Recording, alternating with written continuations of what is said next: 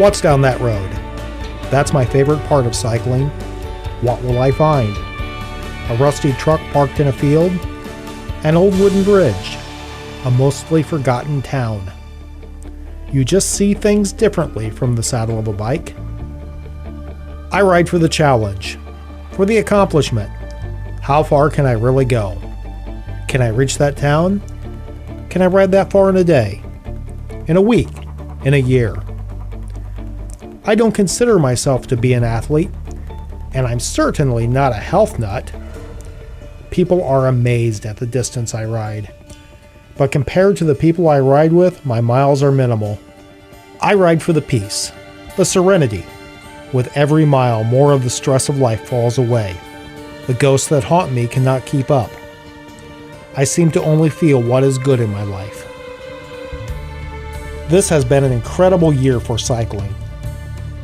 For the first time in 17 years, I bought a new bike, a 2017 Specialized Alley. Black and red, big and bold, all new and up to date. I made 3 goals for the year: a 50-mile ride, a 100-mile week, and 1,500 miles for the summer. Sure, I wish I could ride across America, or even across Indiana for that matter. No time right now, and so I will have to explore my little corner of the Midwest.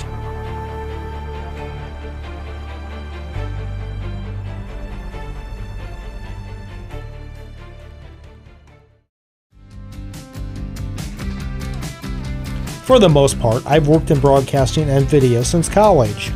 I have always enjoyed producing videos. My favorite project was a local kids triathlon. Children ages 4 to 12 would run, bike, and swim. The cycling was always my favorite part, of course.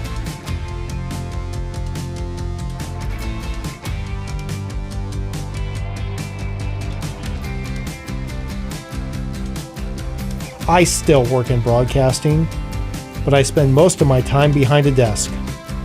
I miss making videos, and that's how this project began. While riding in the summer of 2017, I wished I could share what I saw from my bike.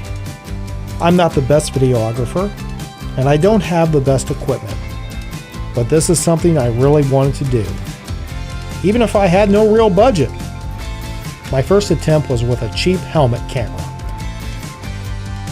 Not exactly money well spent. The solution was simple: a $7 mount that would bolt right onto my handlebars and work with my existing cameras. There was still the issue of the bumpy roads, but I managed to collect some simply beautiful footage over the summer.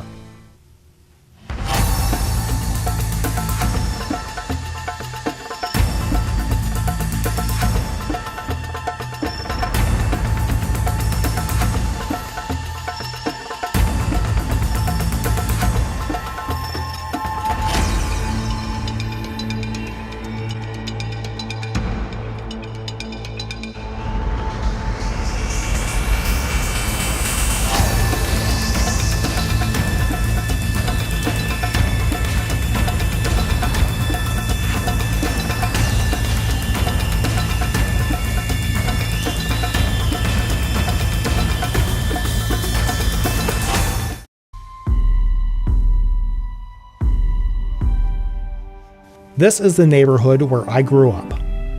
This used to be a vacant lot. My grandparents lived next door. This is the yard where my grandpa gave me a push and I rode on 2 wheels for the first time. I've never stopped. In 1981, my grandma bought me my first brand new 10-speed. I'd like to say I looked at less expensive bikes, but one I could not look away from. It was a Ross Eurosport. Very red, very fast. I don't have any surviving pictures of that bike, but this one is pretty close. I have no way of telling how many miles I rode those first couple of years, but I rode whenever I could. When I told my parents I'm going to ride my bike, I don't think they understood just how far away I was traveling, but I always found my way back home.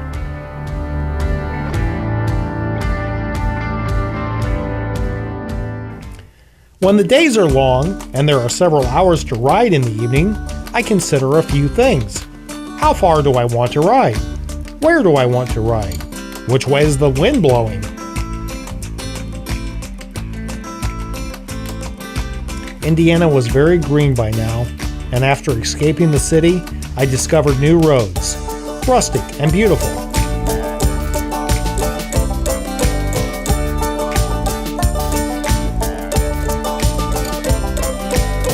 Now, while some of these roads were very pretty, they were also very bumpy, and so my footage does not reflect what I saw this night. So I snapped a few pictures.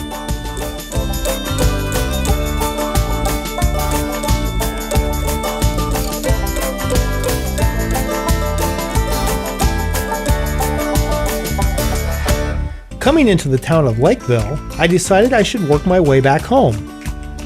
Country roads curve though, and without really noticing, I was suddenly heading south instead of east.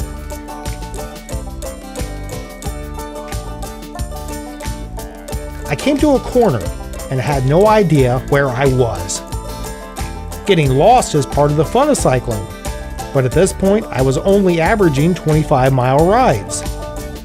I logged just shy of 40 miles that night. Even if it was by accident, it was one of my longest rides ever, and a step toward goal number 1. This is the road I was riding on in August of 1991. It was a bad time for me. My head full of things to consider. I never saw the car pull off and park in front of me.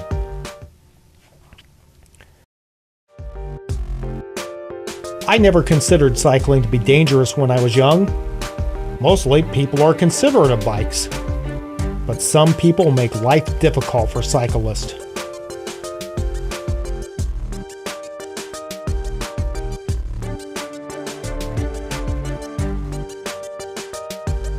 The ghost bike memorials are evidence of a price paid for something people love so much.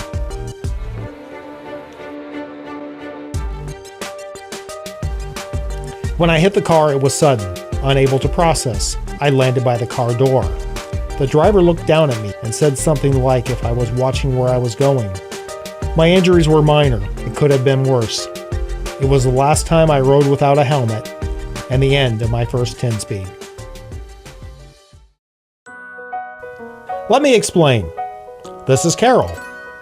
She lives in Fort Wayne, 89 miles away from me. I was in Fort Wayne on Father's Day morning. We were both spending the day with our own dads. I found myself with 3 hours to spare. What to do?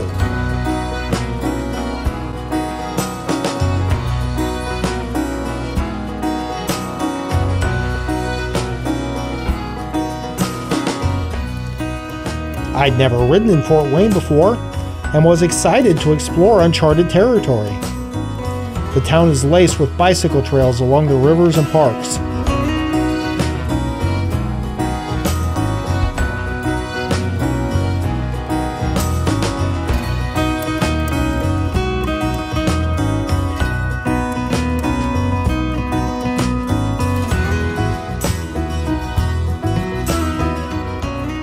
Not to mention the town's namesake.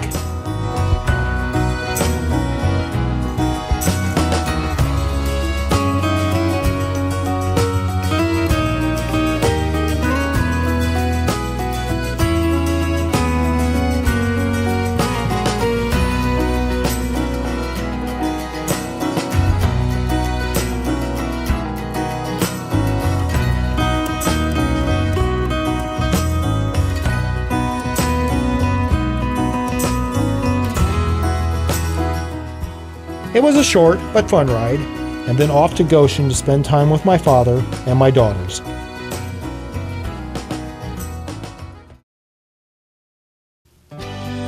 In mid-June, I gave my bike a rest, and Carol and I took our vacation in what I believe to be one of the most beautiful places I've ever seen, the Great Smoky Mountains.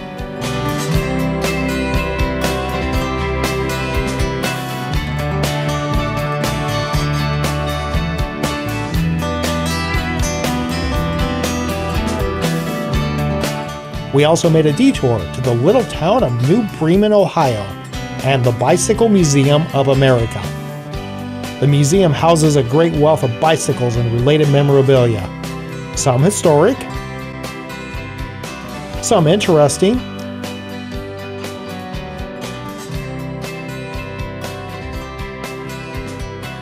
and some just ridiculous. I don't think anyone would cut you off in traffic riding this bike. If you love bicycles and you find yourself in Northwest Ohio, the Bicycle Museum of America is worth a visit.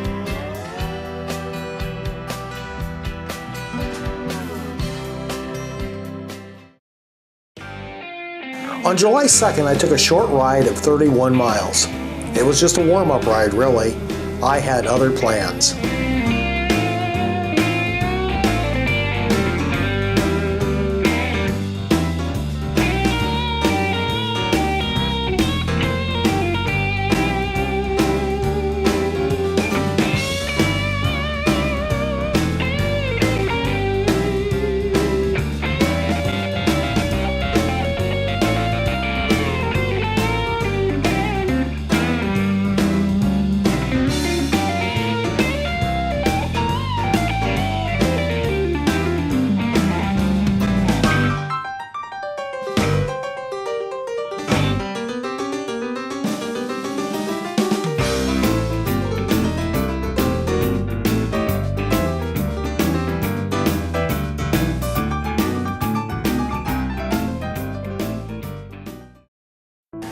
Nobody knows I'm going to try this. I'm going to try to ride my bike 50 miles today.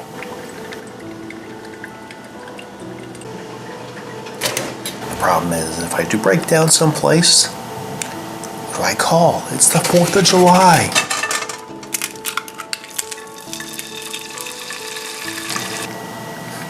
Love the adventure. Breakfast first. Weather looks good. She's ready. I think I'm ready.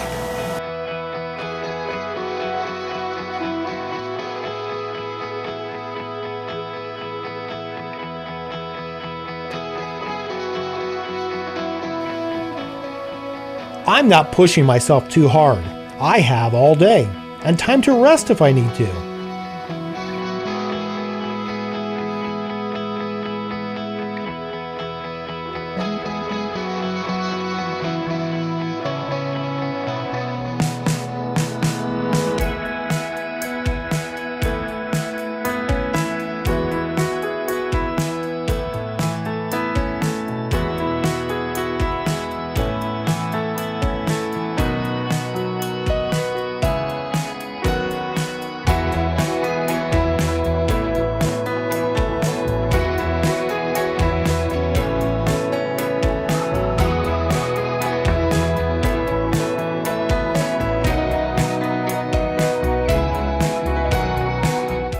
I arrived in North Liberty as this bedroom community was preparing for their Independence Day parade. After a bathroom break, filling my water bottles, and some quick carbs, it was time to head back.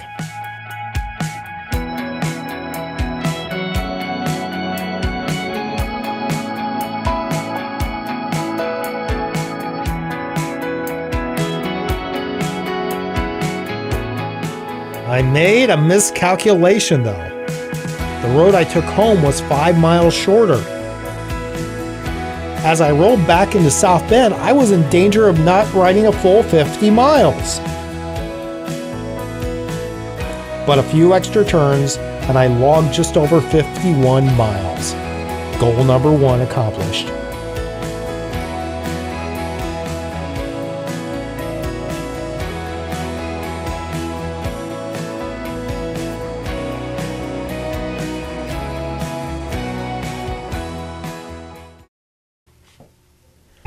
My second 10-speed was a 1990 Schwinn Sprint.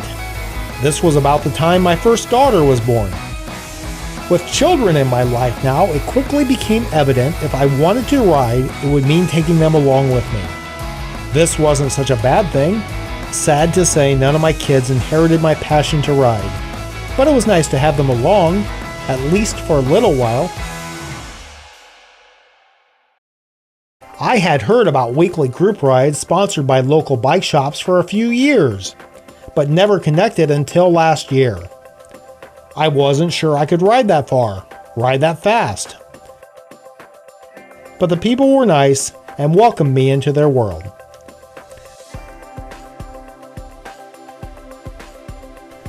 Some of the bikes are nicer or newer, but we are all equal. Unknown because of the costumes we wear. We are like superheroes, our identities hidden as we travel the world. Sometimes we talk.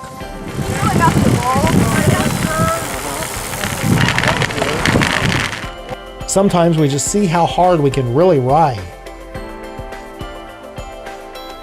We are a culture united, if only for a few miles.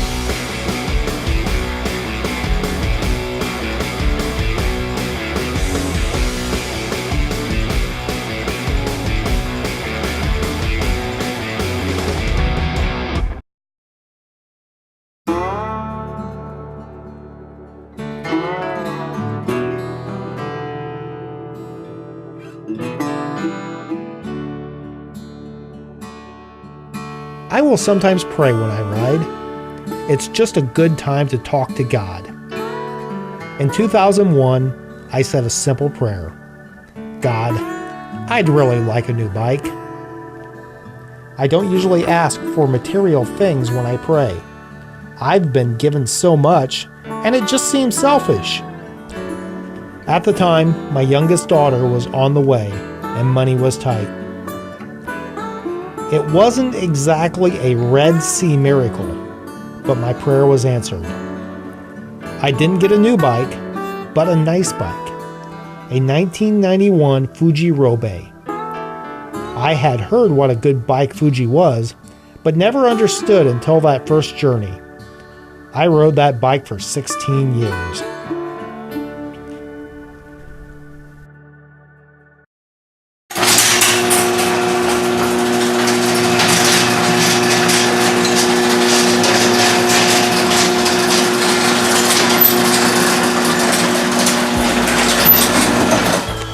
This was about as ideal a situation to ride as anyone could ask for.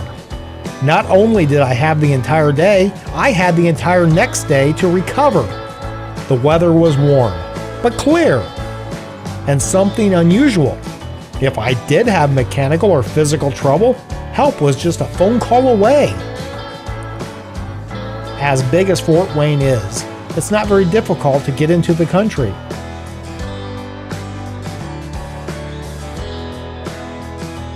I had a primary goal of making it to the Ohio state line.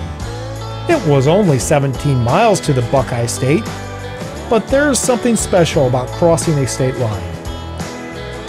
Beyond that line, miles of windmills across open fields.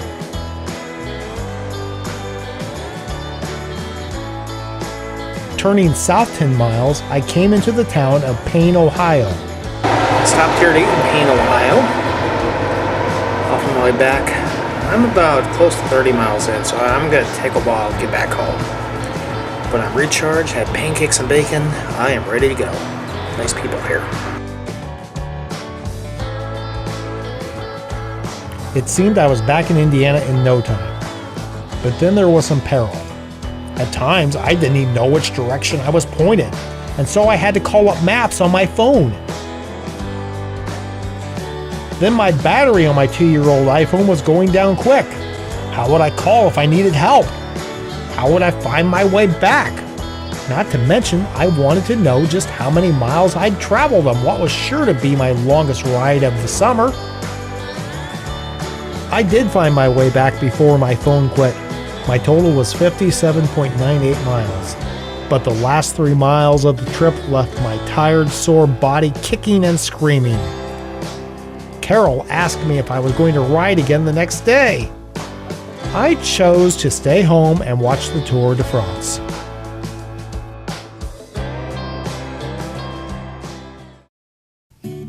I always take 2 weeks of vacation in the summer, 1 week with Carol, and the other a week of camping with Lily before school starts again. When picking a camping spot, Lily's only request is there be a beach. And for me, a place to ride my bike. Holland State Park in Holland, Michigan did have a beautiful beach, but more, it had the most extensive network of bike trails I had ever seen. Most roads included a bike path, and there were even bike highway signs. My first ride was just around the bay into the city and down by the marinas, surveying the land. It still added up to 28 miles.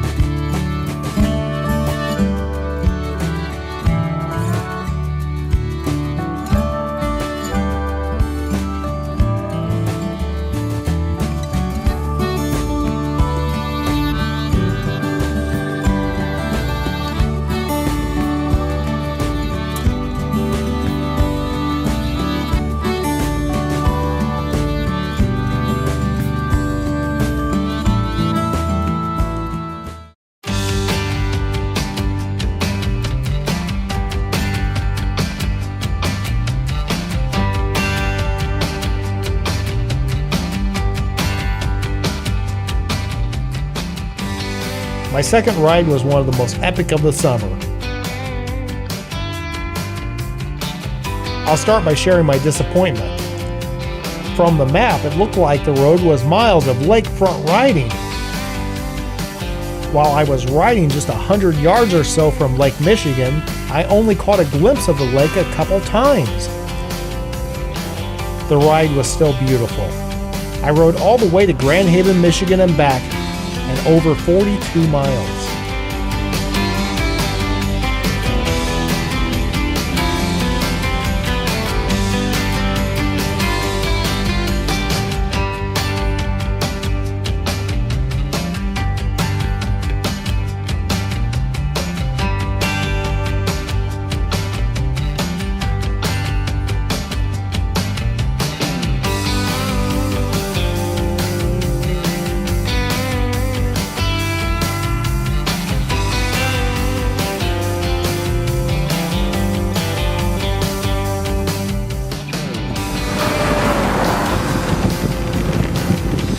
Pass on your left. Have a good day.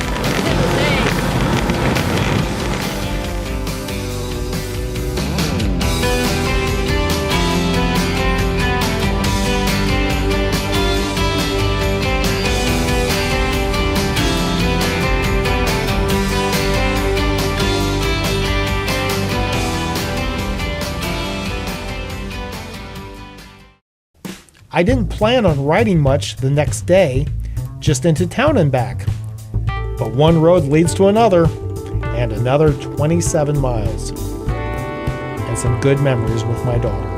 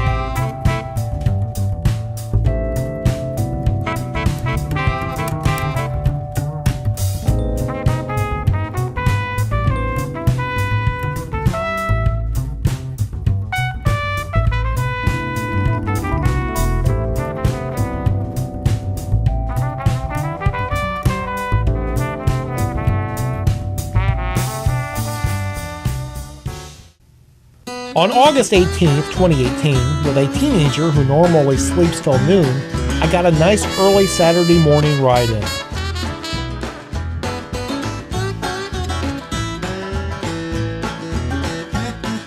I headed west, out of town, along the train tracks. For as annoying as the trains were growing up, I have a romanticism about them now.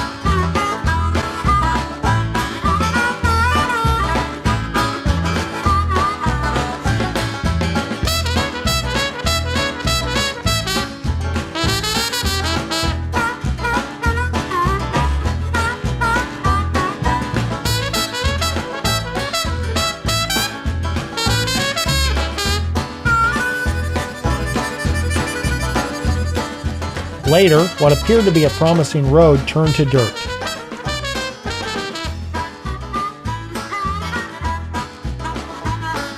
I did come upon a memory, A.O. Smith silos. One summer during my college years, I had a job building these monsters with a Pennsylvania Dutchman. It was hard, dirty work. I slept in barns, shoveled rotten corn, and worked on rigs as high as 70 feet in the air. It was an amazing experience. By the way, the silos with the blue tops were made before 1960, the white ones afterwards.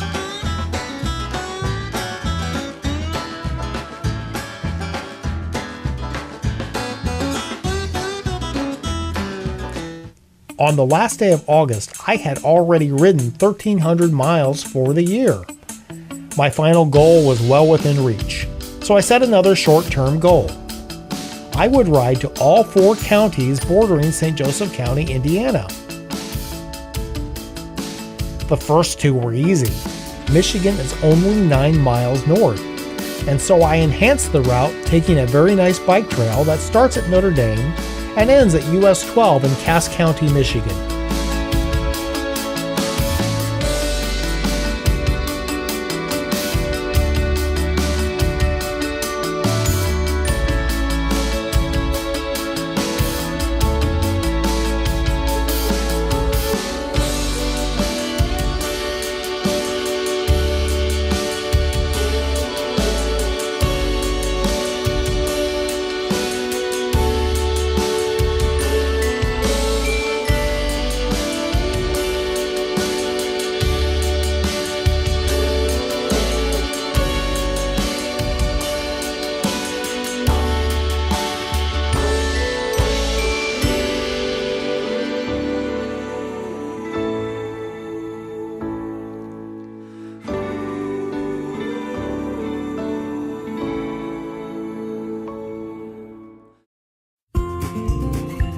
Elkhart County is only 7 miles east, and so I headed south first before arriving in the Amish community of Wakarusa, Indiana.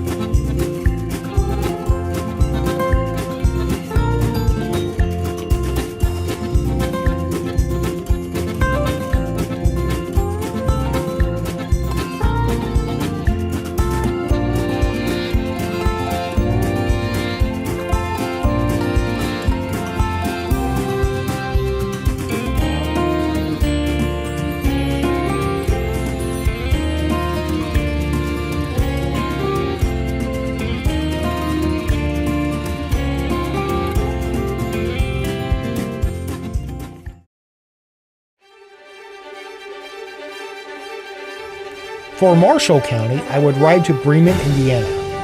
To avoid the highways, I first had to conquer a set of 3 hills. Not so bad.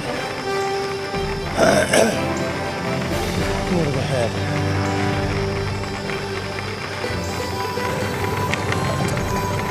Two.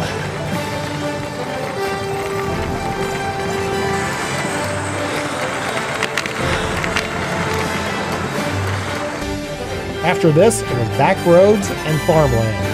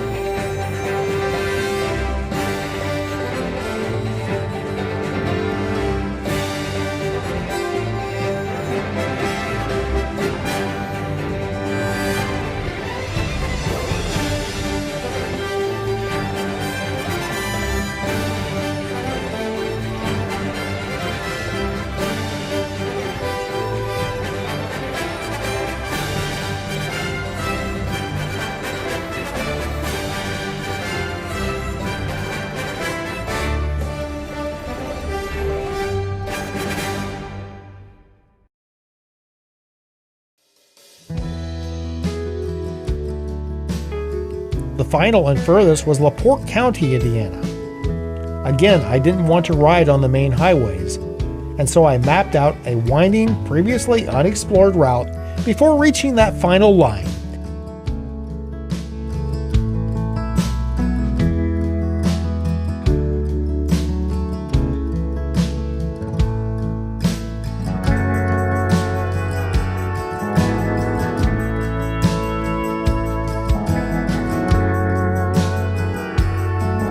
And then returning through the town of New Carlisle, Indiana.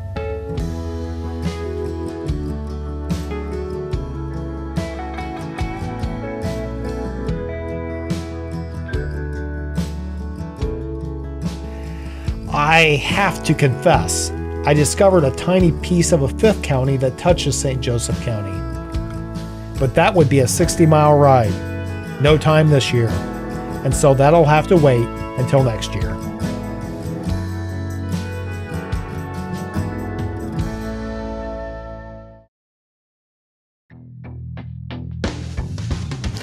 In between my county line rides was one unremarkable outing. It wasn't a very long ride, and no place new. I had ridden this route many times before. But on this night, I accomplished my last goal of the year and passed the 1,500-mile mark.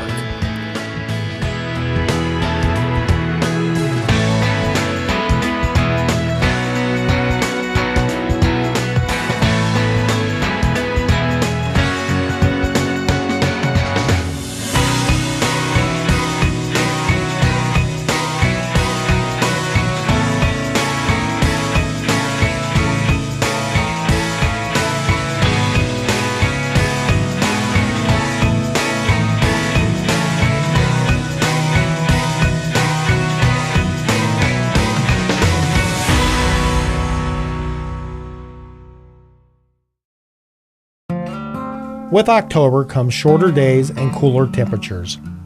I'd like to say I'll ride in 40-degree weather, but I'm really kind of a wimp about the cold. October 9th looked to be one of the last days of the year above 60. It felt good to be out, and I was euphoric, hoping to get in at least 30 miles before the streetlights came on. Flat tires are just a part of riding, and I was prepared.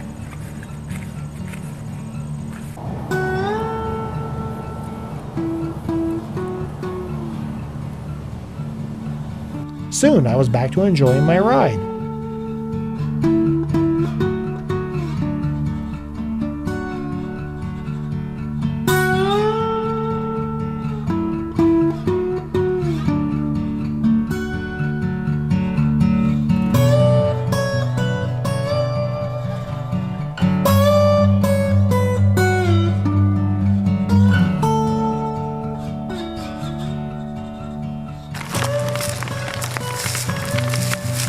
Until I got a second flat.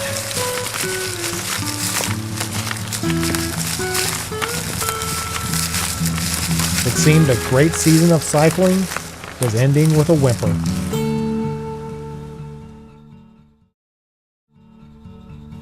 But then Indiana gave me one more day.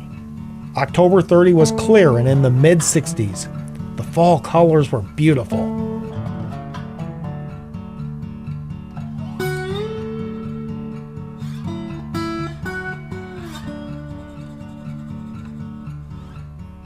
I even made a friend for a little while. Right easy.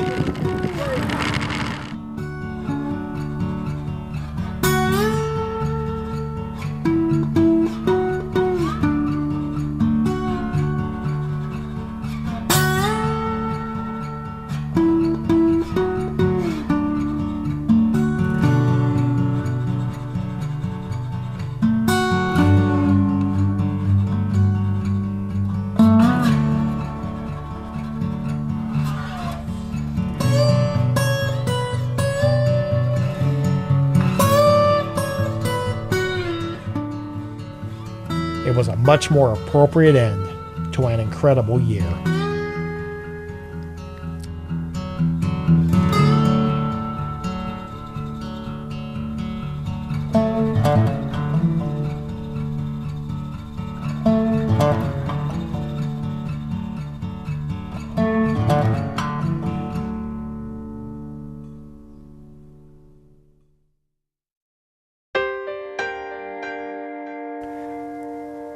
beyond the snow and cold.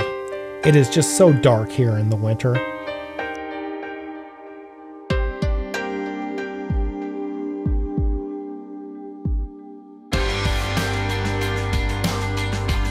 I try to stay in shape and keep the images of the places I explored.